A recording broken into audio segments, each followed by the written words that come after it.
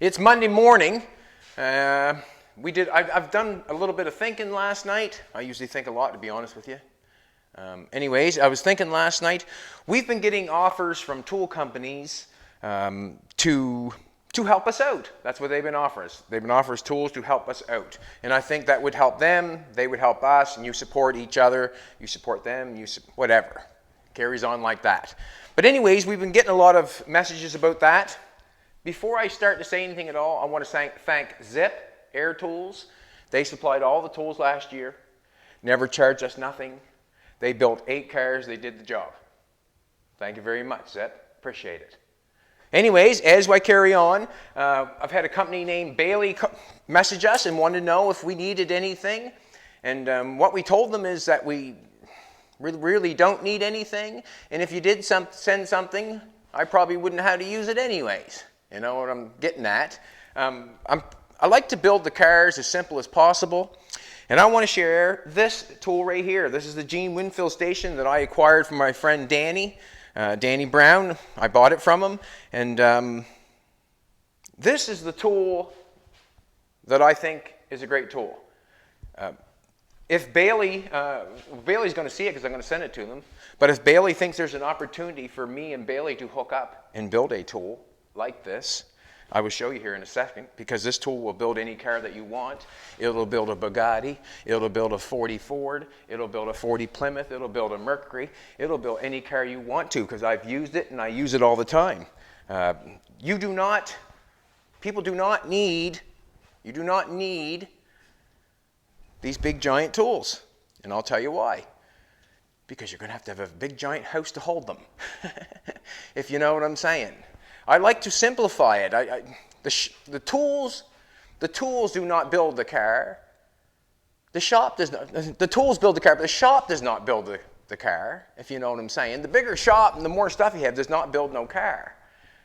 This little thing right here, these hand tools build the car.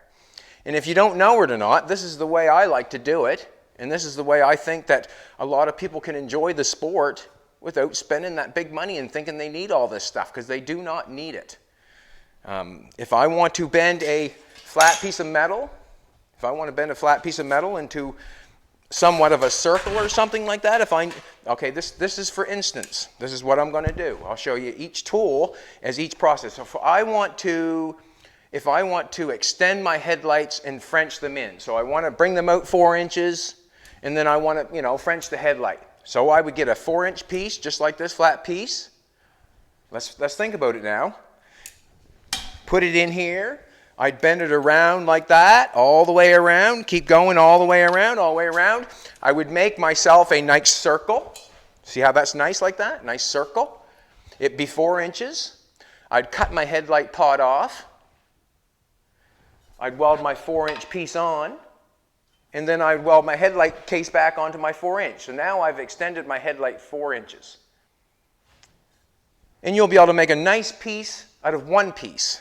Or 2 pieces. You can make half this side and half that side. But you see how nice and round that is and how it held it for me. Look. And I pull that off. I can cut my headlights off.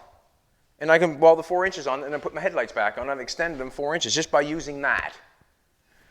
There's a lot of things on here that's like this thing here I've added, and this, it's there.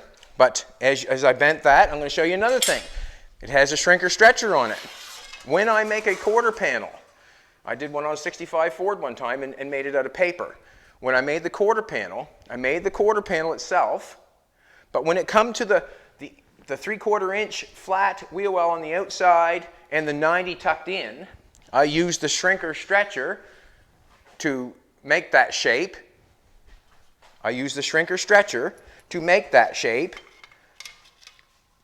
If you know what I'm saying. And then I butt welded it, so I shrunk it, and then I took my quarter panel, say this is my quarter panel, then I took the 90 and I butt welded it on, and I had my 90 in. That's what I use that for. If you have a long piece of metal like this, it's hard to bend if you want a little tiny round edge on it. Here, just a second, I'll show you something else. Every time you cut a piece of metal, it bends it. Right? See, look, bends it. What do you got to do? You've got to tap it on a piece of metal, and there it is right there. You know what I'm saying? So if I want a little tiny bend on the end of this metal, which it would be hard to do because you would not be able to hold it. If I wanted a little turn, you couldn't turn that with your hand, but I can push that in there and push on it and turn that. Sure I can. Just as well as anything. That's got a nice curve on that. You wouldn't do that with your hands. You couldn't do it with a vise, if you know what I'm trying to say.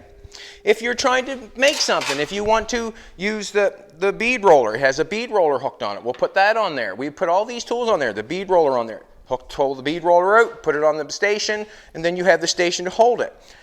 Another thing too, when you use this stuff, you have to have something to hold it, too heavy enough to hold it, and this is the gear. So this right here will come out, and this will pull off. And this will find the home where the other tools are. So if I need the bead roller, I can pull that out and I can put that in there. If I need a dolly, I need a dolly put in there, just like that. Just like that. There's a dolly. If I need a piece of metal banged over, I've got this shape here. Now I need this shape. There it is.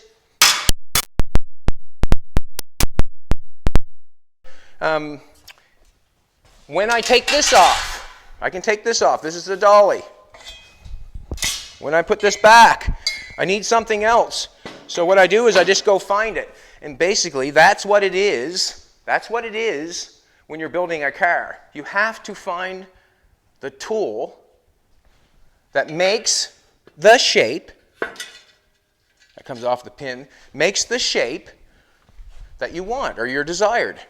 We got a sandbag here. We got a little thing down there that holds it. I'm not taking that off right at the present moment because I don't feel like it. Here's your hammer. Here's your piece of metal. Sandbag.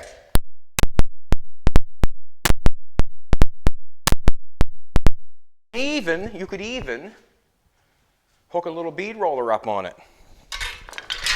You know, there's so many things on this little tiny tool here that will build your car.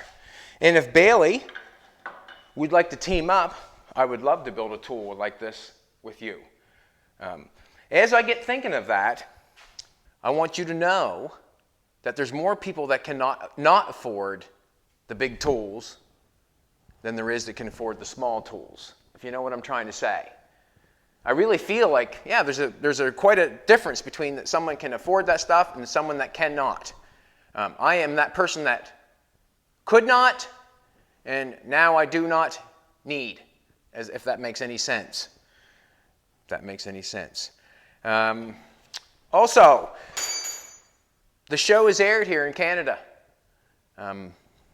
We would like to, I'm not sure what we'd like to do, but we're thinking about taking a trip across Canada and maybe meeting some of the people that show support to the show and to us.